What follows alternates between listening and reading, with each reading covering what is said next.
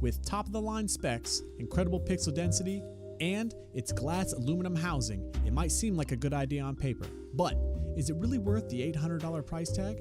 Today, we get hands-on with Sony's latest Android phone, the Sony Xperia XZ Premium.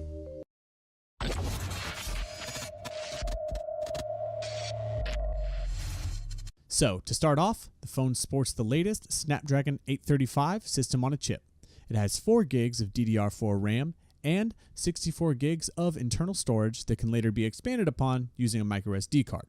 One of its bigger selling features, the rear camera, comes in at 19 megapixels with a 2.0 aperture. It has electronic image stabilization, predictive phase detection, and laser autofocus. And it all uses LED flash. This is all the basic stuff that you would normally see with a flagship device. However, this particular camera can take recordings of up to 960 frames per second at 720p, giving us super cool, super slow motion video. It requires incredibly well-lit rooms or a sunny day, and it requires pinpoint precision in timing. It took several attempts to record an ice cube being smashed at the right time and a water balloon popping at the right time. But the results were pretty outstanding when I managed to meet all these conditions.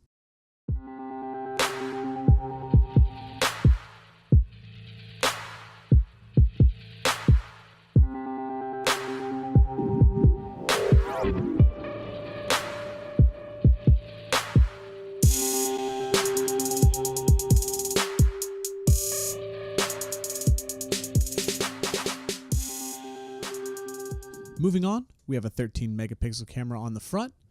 We have a USB-C port on the bottom to charge the 3200 milliamp an hour battery, and we have an IP68 waterproof rating to keep the whole thing Loctite. All these things come pretty standard on most flagship devices nowadays, but the one thing that does stand out with the XZ Premium is its display.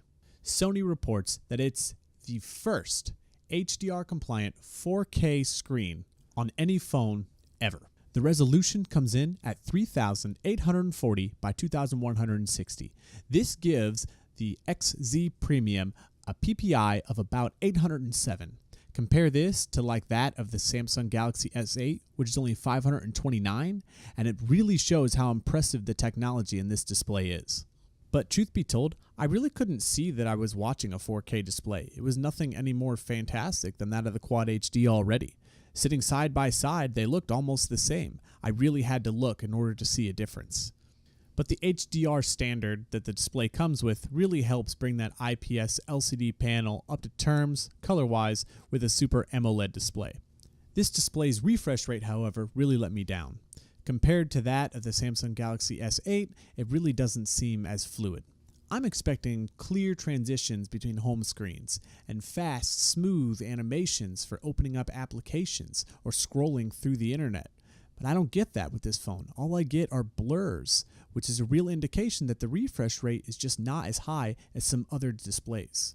This shouldn't be a deal breaker for most, but it does show that there is some improvement needed. When it comes to content though, sound is just as important as video is, and this phone does not disappoint. It has excellent sound, given the 2 front-facing stereo speakers. It is important to note, however, that I did experience some crackling when the volume was turned all the way up.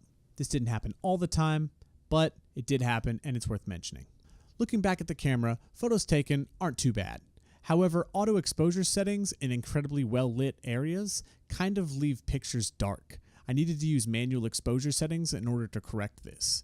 Low light shots worked out really well, and I had no issues at all. The handset also comes equipped with a dedicated camera button that will either quick launch the camera or take the picture for you. This comes in really handy when you're trying to take a selfie with the primary camera, or if you just don't want to smudge up the screen while using the front camera.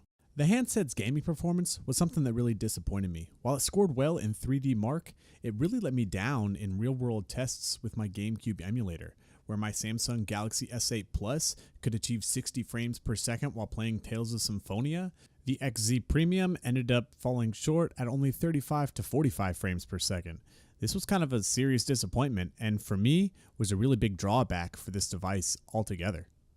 Where this phone does shine, however, is in its software.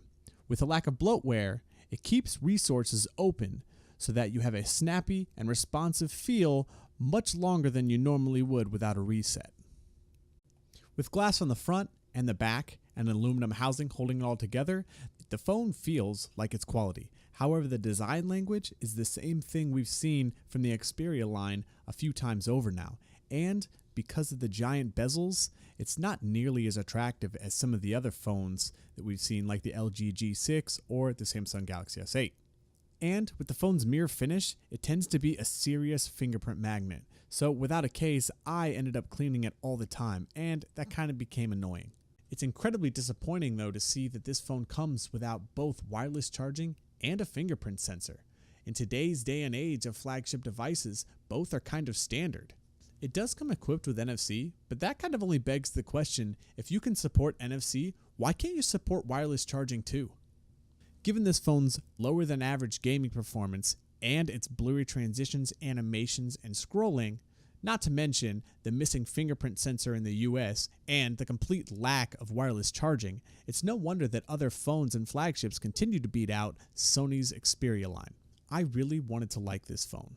With its HDR compliant 4K display or its dual stereo speakers, or given that it can record 960 frames per second, I was hopeful that this phone was able to contend with the other flagship devices. However, with the addition of these three great features, we happen to lose a lot of other standard or vital features that I myself care more about than stereo speakers or a 4K display. So hit me up in the comments, guys. What do you think? Is this phone worth $800? I really want to know what your thoughts on the subject are. I really appreciate you guys watching the video. Please hit the like button if you like it. Hit the dislike button if you didn't. And if you haven't already, please subscribe to my channel. I'm coming out with new content every week. Thanks again for watching, guys, and I'll see you in the next one.